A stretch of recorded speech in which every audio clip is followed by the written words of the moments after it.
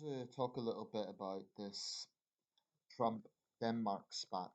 I'm not going to say the US Denmark spat because I really don't think Donald Trump represents America other than being the commander in chief. I really don't think his sentiments represent American sentiments. So, little bit of background here. Trump made an offer to basically buy Greenland, which is the world's largest island and it's Danish territory. Apparently, the idea is not entirely new.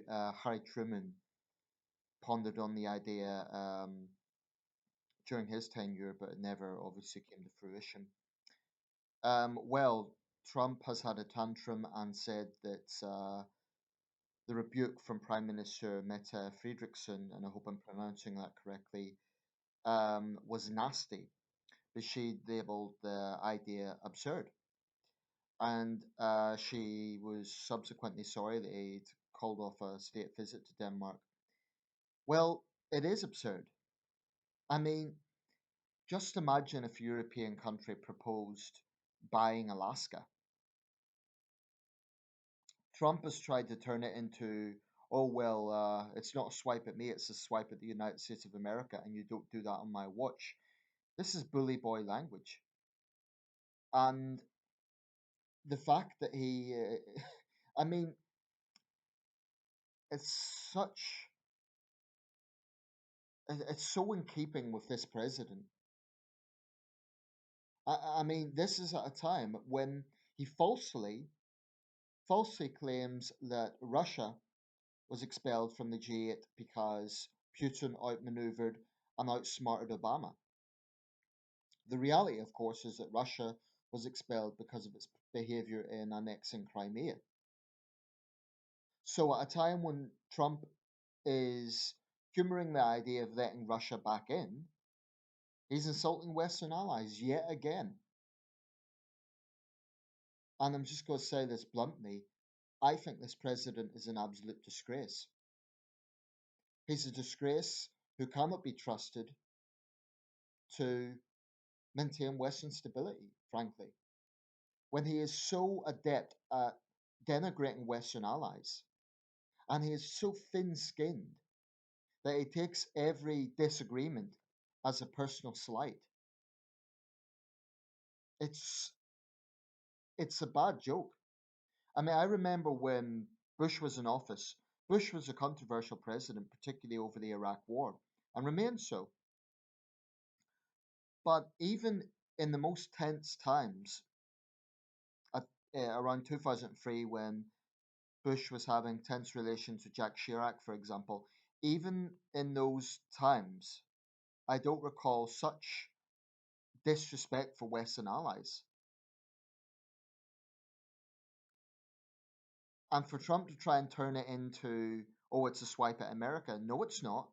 Most Danes, well, I'm not going to say most Danes, I can't speak for the Danish people, but Denmark is a very pro NATO country. It's a pro American country in terms of geopolitics. Has played a very important role in the war on terror and in the fight against ISIL for a small country. Its former Prime Minister Jens Stoltenberg is the current NATO Secretary General. Um, and I just think that this is so in keeping with Trump's narrative of such petty insults. He seems to think it's okay for him to insult people, and yet if they disagree with him, oh no, that's a different matter. I mean, if he's going to call, all she said was it's absurd. And he sent out a joke tweet where he put one of his little Trump towers, big Trump towers, I should say, in a small Icelandic hamlet with the caption, "I promise I won't do this." And oh, it's all a big laugh. But if a Danish politician done that, if a German politician done something similar, Trump would be saying, "Don't mess with the United States of America." Trump is a personification, frankly, of American arrogance. And I'm saying that as someone who's pro American. I love the United States. But there is a jingoistic arrogance from a lot of Americans, and Trump personifies it. So, in that sense, he is very I guess he is very representative of a certain segment of the American population. And I would never generalize. I know many Americans that despise Trump. Um, in fact, the guy I know from the Midwest is actually of Danish stock, so I wonder how he feels about this. He's American, but he's of Danish descent. The Danish Conservative MP Rasmus Jarlov accused Mr. Trump of lacking respect for his country. Well, he did. As a Dane and a Conservative, it is very hard to believe for no reason Trump assumes that an autonomous part of our country is for sale, then insultingly cancels visit that everyone was preparing for. Just cancels it. Disregards all the preparation his hosts have made. Um, it's the same when he was talking about nothing being off the table with our NHS. And if Johnson sells out on that, if Boris Johnson sells out on that, it would be unforgivable. Um, Trump needs to understand trying to buy the NHS would be like the British trying to abolish the Second Amendment. That's how strongly we feel about it. I think it's a disgrace that he's pandering to Putin, but that's unfortunately just in keeping with this president. This is a president who will praise the Russian dictator whilst denigrating Western allies. Now, his supporters will say, oh, but under Trump, there was all these Russian diplomats expelled. I honestly believe that what is happening is there is a disconnect between the State Department and the president. I think Trump had to act on that occasion. I think it was his advisors and the people around him were just saying, Mr. President, you have to show action here after the Salisbury attack, after Russia's behavior. But I think that was more of a case of the president just going on that occasion doing what he had to do. I don't think I honestly think if Trump could bring Putin back into the fold, he would, but not because it's a diplomatic thing to do, because it suits his ego. Because that would go along with his narrative. I mean, there's something seriously disturbing about an American president who seems to get on better with foreign dictators than Western allies. And of course, he'll praise Denmark. He'll say, "Oh, Denmark's a great country," and he'll try to make out that it's an overreaction. But fundamentally, when you think about this, Trump is suggesting that he buy part of a sovereign nation, and it's this pathetic mentality, this arrogant attitude that he can address world affairs through the prism of a businessman. Or will just buy it. Or like he said to May, oh, I would have made a better deal.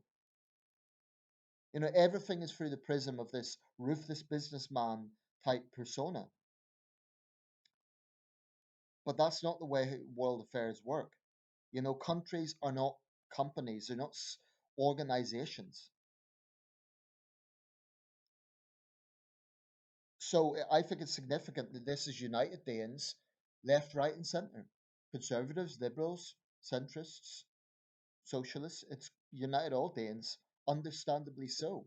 And whilst I am pro American on this issue, I'm definitely on Copenhagen's side. It's absolutely keeping with Trump.